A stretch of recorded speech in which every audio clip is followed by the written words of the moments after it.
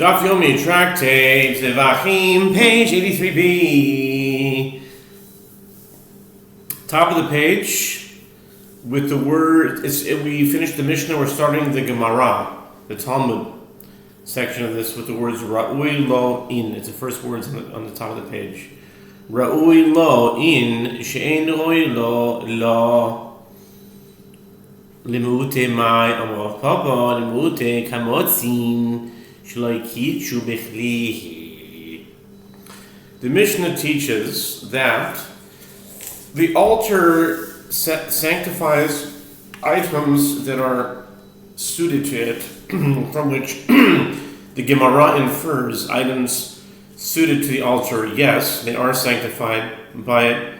The items that are not suited to the altar, no, they are not sanctified by it, and descend from it even after ascending. The Gemara asks, this inference serves to exclude what? Rav Papa said it serves to exclude handfuls of flour that were removed from meal offerings by a priest in order to be burned on the altar, that were not sanctified by being placed in a service vessel before they ascended upon the altar. Those handfuls did not yet become suited for the altar and therefore shall descend.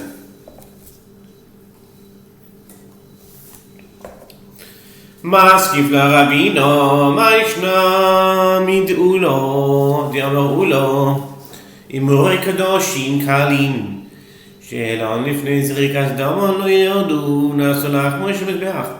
Ravina objects to Rav Papa's assertion. In what way is this case different from that of Ula? As Ula says, sacrificial portions of offerings of lesser sanctity that one offered up on the altar before the sprinkling of the offering's blood and are therefore not yet suited for the altar shall not descend, as they have become the bread of the altar, meaning they have been sanctified such that they must be burned. The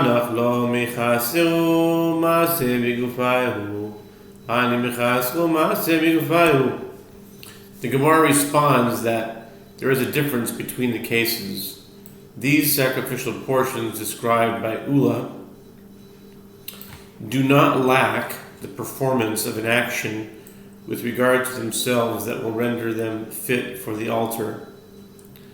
They lack only the sprinkling of the blood and independent action. By contrast, these handfuls mentioned by Rav Papa lack the performance of an action with regard to themselves, as they have yet to be sanctified through placement in a service vessel and never became fit for the altar. Yehoshua Omer kol ha'orei li'ishim kulo v'Rabban Gamliel nami hakasiv oila al moikdo hahu lehadorei porkim hu deoso. The Mishnah teaches that Rabbi Yehoshua says any item that is suited to be consumed by the fire on the altar, if it ascended upon the altar, it shall not descend. As it is stated, it is the burnt offering on the pyre upon the altar, Leviticus 6:2,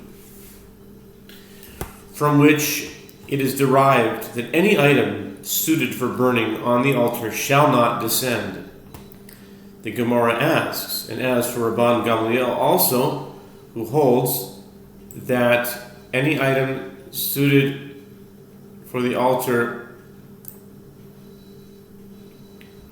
whether it is to be burned or not, shall not descend. It isn't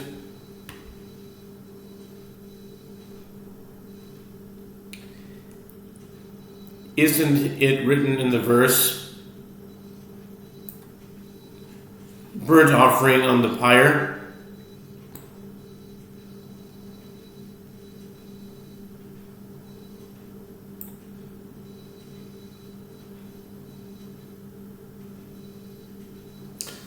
The Gemara responds, that verse comes to teach the mitzvah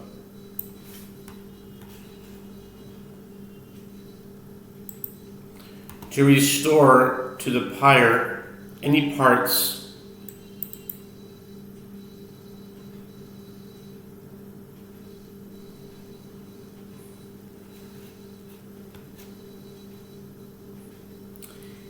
of the offering that were dislodged from the pyre, and is not discussing unfit items at all.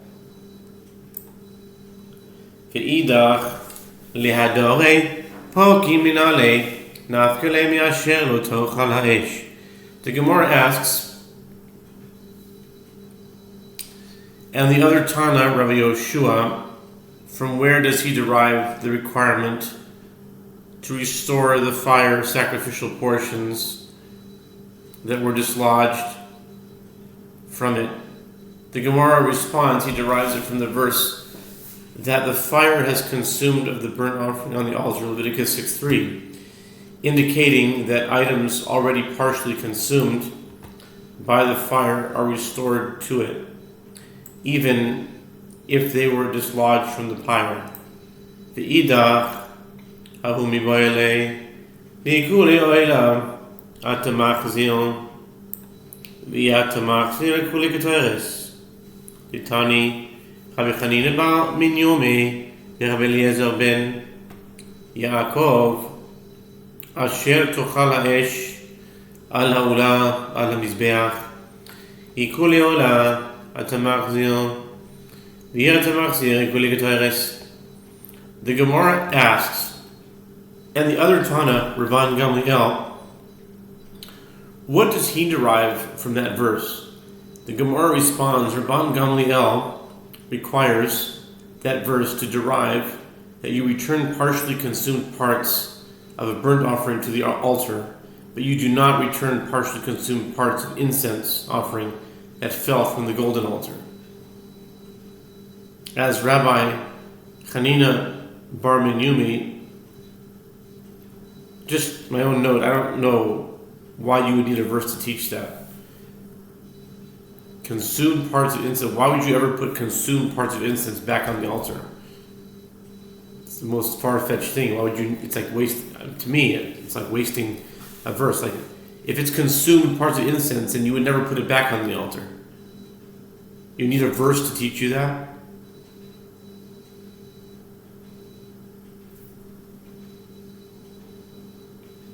Maybe you do.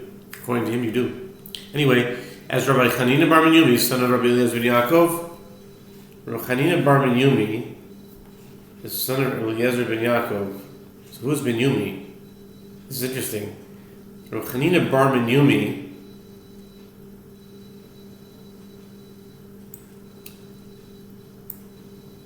how is he the son of Eliezer ben Yaakov if Menyumi is Rabbi Chanina Bar Eliezer? How can Chanina Bar Menyumi be the son of Rabbi Eliezer ben Yaakov? Rabbi Chanina's father has to be Eliezer.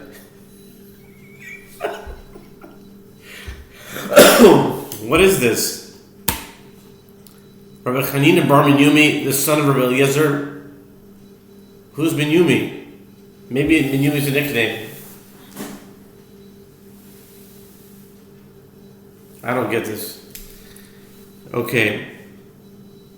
I gotta write this down. This is one of the questions that will go down in the annals of history. Rabbi Chanina Bar Menyumi, the son of Rabbi Eliezer ben Yaakov. Who's Menyumi?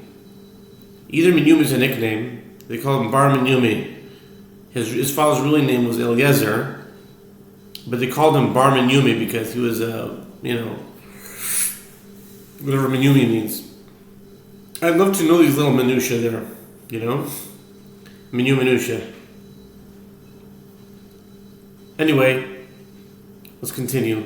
It's not that important. I mean, to me it's interesting, but I wonder if Rabbi Yehoshua Cohen would know this kind of stuff. He knows all these little details and stuff. He gets into this kind of stuff about like Amoraim and how many times they show up and that kind of stuff.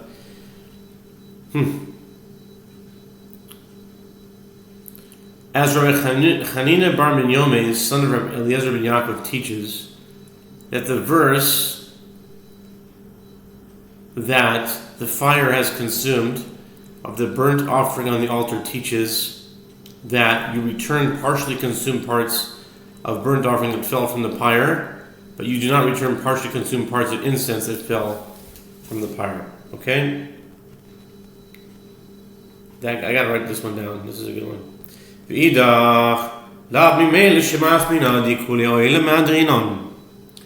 Gemara asks on the other Tana, Rabbi Yehoshua, from where does he derive this distinction? The Gemara responds, can it not be learned by itself from the straightforward meaning of the verse that we restore partially consumed parts of a burnt offering to the altar? Therefore, there is no need for an additional verse, as both halachot can be derived from the same verse.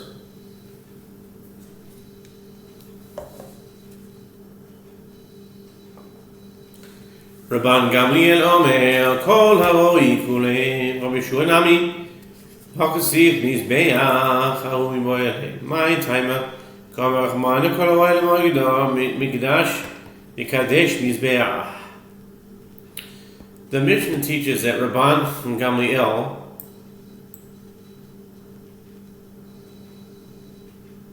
Gamaliel. The Christians say Gamaliel. Gamaliel said, in Acts chapter 5, it talks about Gamaliel.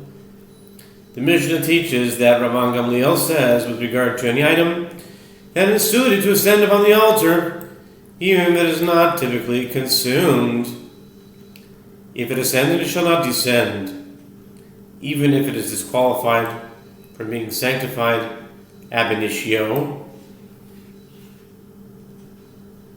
as it is stated, it is the burnt offering on the pyre upon the altar, Leviticus 6:2.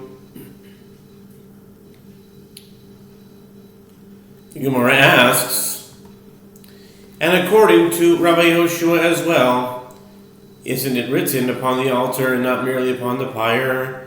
The Gemara responds, that term pyre, a term is required by Rabbi Yehoshua to teach. What is the reason the Merciful One states that any item that is suited for the pyre does not descend from the altar? It is because the altar sanctifies it. Ve'idach Mizbeach achrei niksi ve'idach had lehechadoi al shas ha'koishel v'chad lehechad elohoi lo shas ha'koishel. The Gemara asks, and the other Tana, Rabban Gamliel, from where does he derive that the altar sanctifies the items that ascend upon it? The Gemara responds, it is from the fact that the term altar is written another time in the verse, whatever touches the altar shall be sacred, Exodus 29:37.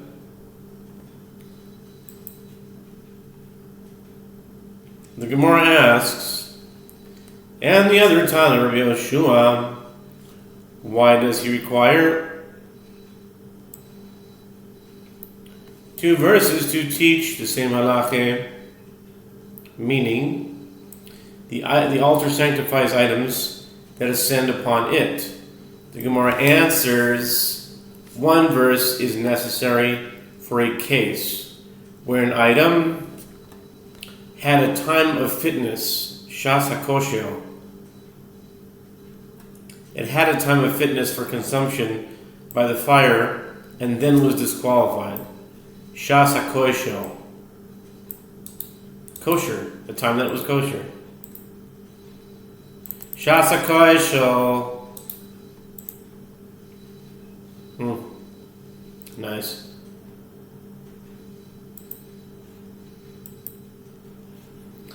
Chad legad halayis shas hakoshel. Right.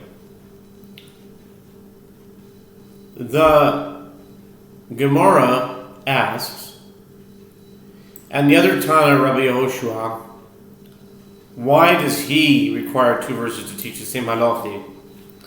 that the altar sanctifies items that ascend upon it. The Gemara answers, one verse is necessary for a case where an item had a time of fitness for consumption by the fire and then was disqualified. For example, it became ritually impure. And one verse is necessary for a case where an item did not have a time of fitness. For example, an offering that became disqualified at the moment of its slaughter.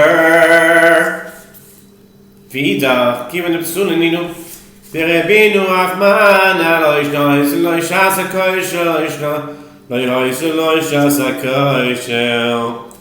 The Gemara asks, and the other Tan, Rabban Gamliel, why does he not require another verse to teach that even items that had no time of fitness shall not descend from the altar? The Gemara responds, once there are disqualified items that the Merciful One included in the halakha, that they shall not descend from the altar, it is no different if the item had a time of fitness, and it is no different if the item did not have a time of fitness. Rabbi Shimon Omer, Hazevach Kasher Kulo, Tanya Rabbi Shimon Omer, Ola Ma'ola Haba Biglal Atzma, Av Kol Aboim Biglal Atzman, Yatsu Nesochim, Haboim Biglal Zevach.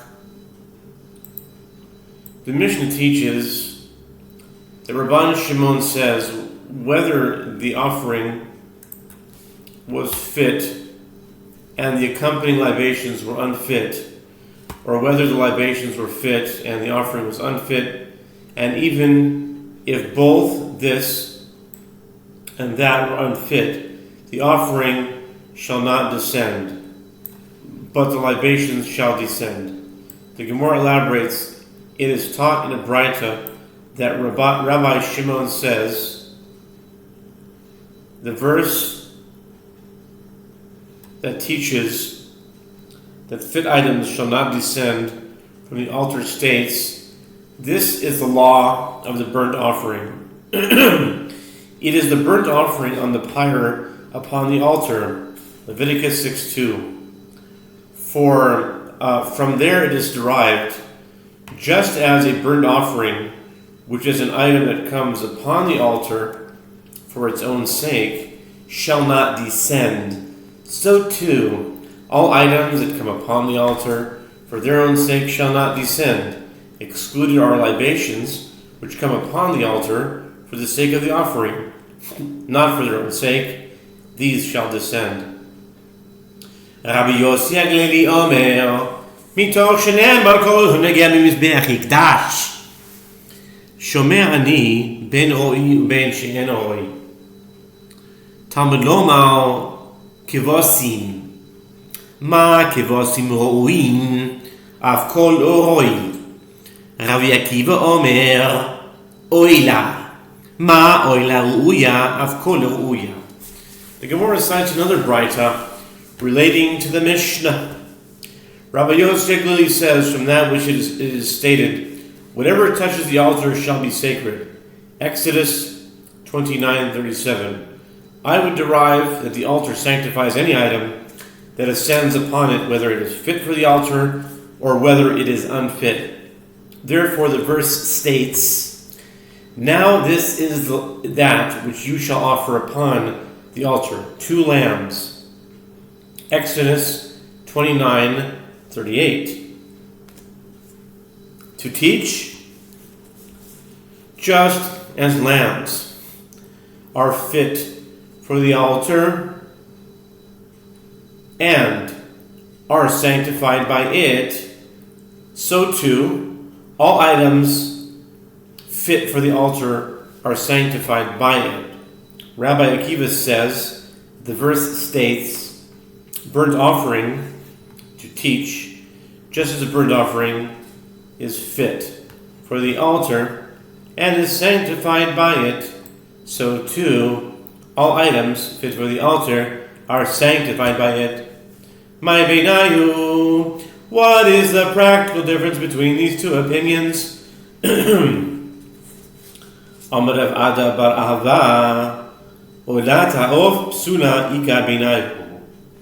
Mal ma'asila me'oila, u'mal ma'asila me'kivosim. The Gemara asks, what is the practical difference between these opinions? Rabbi Adab bar Ahava said, the case of a disqualified bird, burnt offering, is the practical difference between them.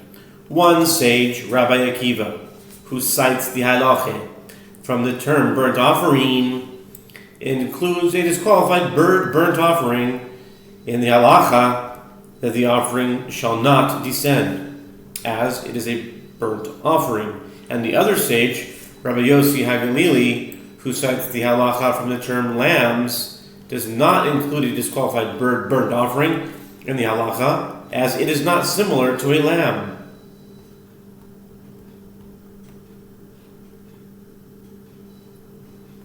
Okay. Ulaman demai silami kevasim hakesiv oila kesiv kevasim velo kesiv oila avimina afilu mechaim kosivachmana oila. The Gemara asks, and according to the one who cites the halacha from the term lambs, isn't it written burnt offering? The Gemara answers, according to Rabbi Yossi HaGalili, if lambs had been written and burnt offering had not been written, I would say that even an animal that became disqualified and descended upon the altar while alive shall not descend. Therefore, the merciful one writes burnt offering, indicating that this halacha applies only to animals once they are fit to ascend the altar. Live animals are not fit to ascend the altar. So, my 2 cents worth. Live animals have never ascended the altar.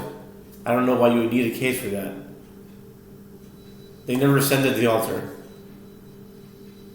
It's like so far-fetched. Why do you need a verse to teach you that? You should know that through common sense. Why do you need a verse to teach you that? First of all, it never happened in the history of mankind. It never happened in a live animal. Never did. But you need a verse to teach you that a live animal, if it goes on, then you take it down. Because once it goes up, you can't take it down. But a live animal you can take down. It never has happened. Never has happened, never will happen. But you need a whole verse to teach you that if it does happen, I don't know, it doesn't. Anyway, okay, that's the thought flow. Go with it. The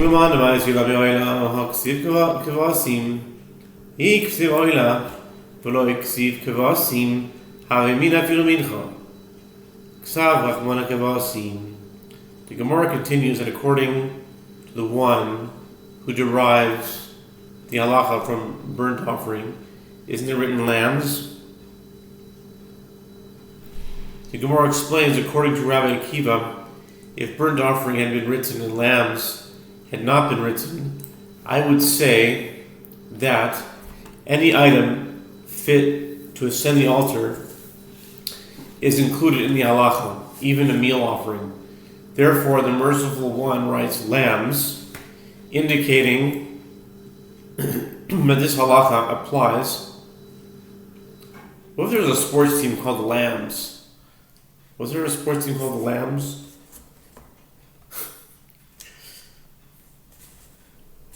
Indicating that, go Lambs! Indicating that this halacha applies only to animal offerings and bird offerings and to meal offerings.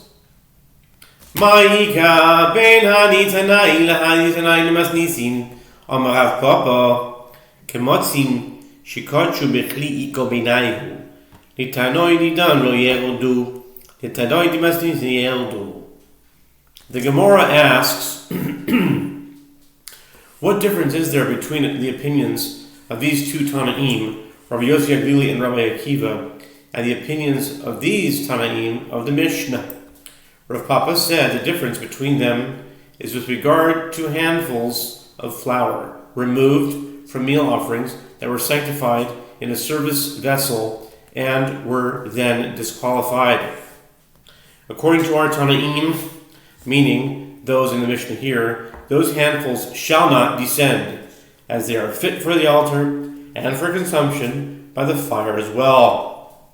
according to the Tanaim of the Braita, whose handfuls shall descend, as those Tanaim hold, that the halacha applies only to animal offerings and burnt offerings.